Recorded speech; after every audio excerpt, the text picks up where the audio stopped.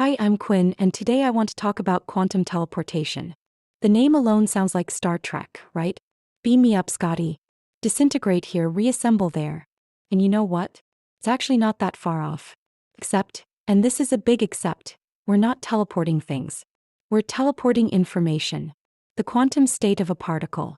And the way it works is both absolutely brilliant and deeply weird. Let me walk you through it. Imagine I have a qubit. That's a quantum bit. Could be a photon, an electron, whatever. This qubit is in some quantum state. Maybe it's spinning up, maybe down, maybe in some bizarre superposition of both. The point is, it contains information. Now I want to get that information to you. You're on the other side of the lab. Or Mars. Or Alpha Centauri. Doesn't matter. How do I do it? The obvious answer. I send you the particle. Put it in a box, mail it over. Done. But that's slow. It has to physically travel. Speed of light at best, probably way slower. And here's another problem. What if I don't even know what state the qubit is in? What if someone else prepared it and I'm just the delivery person? Quantum mechanics says I can't measure it without destroying the information. The moment I try to check what state it's in, the superposition collapses. Gone. So I can't copy it. There's a fundamental theorem called the no-cloning theorem that says you can't make a perfect copy of an unknown quantum state. And I can't measure it without wrecking it.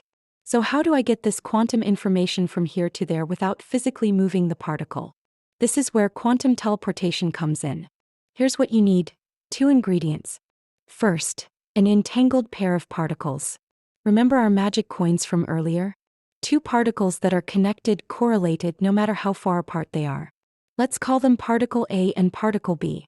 These are our Bell pair, our quantum telephone line. Second, classical communication. Yes, we still need to send regular information.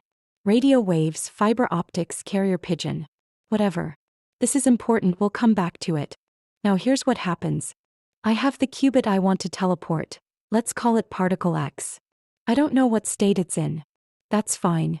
I bring particle X together with my half of the entangled pair, particle A, and I do a special kind of measurement on both of them together. This is called a Bell measurement. The moment I do this measurement, 2 things happen. 1. Particle X is destroyed. Its state is gone. Collapsed. This isn't a bug. This is required by the no-cloning theorem. You can't have the information in 2 places at once. 2. My measurement gives me a result. 2 classical bits of information. Could be 0, 0, 0, 1, 10, or 11. For possibilities. Now here's where it gets wild. The instant I make that measurement, your particle B, the other half of the entangled pair, changes. It doesn't have the exact state of particle X yet, but it's close. It's got a scrambled version of it. One of 4 possible scrambled versions, depending on which measurement result I got. But you don't know which version you have.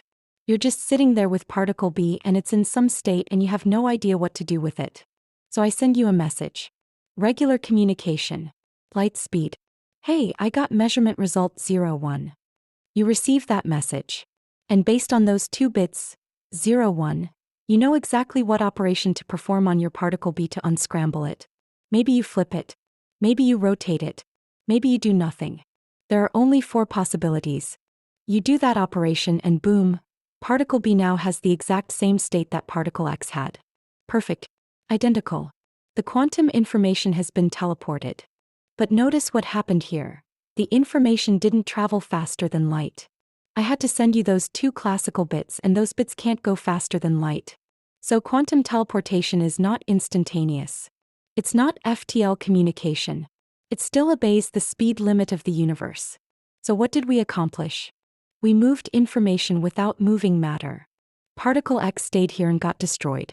Particle B was already over there with you. Nothing physical traveled from me to you, except those 2 classical bits. But the quantum state, the information encoded in the spin, the superposition, all those delicate quantum properties, that relocated perfectly from my particle to yours. Think of it like this. Imagine I have a sculpture, a unique, one-of-a-kind sculpture. I want you to have it, but I can't ship it. It's too fragile.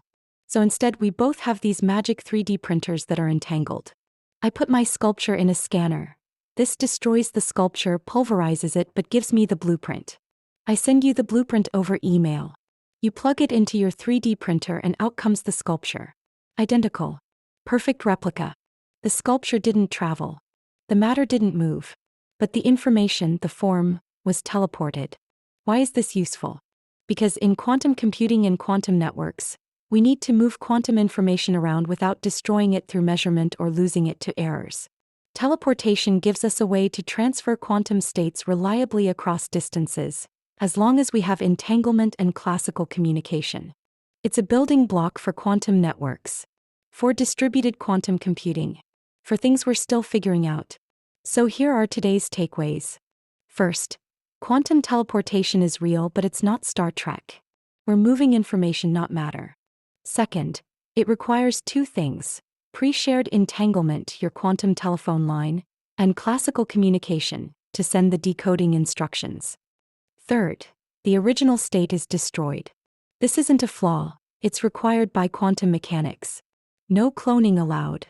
Fourth, it's not faster than light. You still have to send classical information, and that obeys the speed limit. Fifth, it's one of the most mind-bending ways nature lets us move information, by destroying it here and reconstructing it there, using nothing but quantum correlation. And honestly, that's even cooler than a transporter beam. That's all for today. Take care.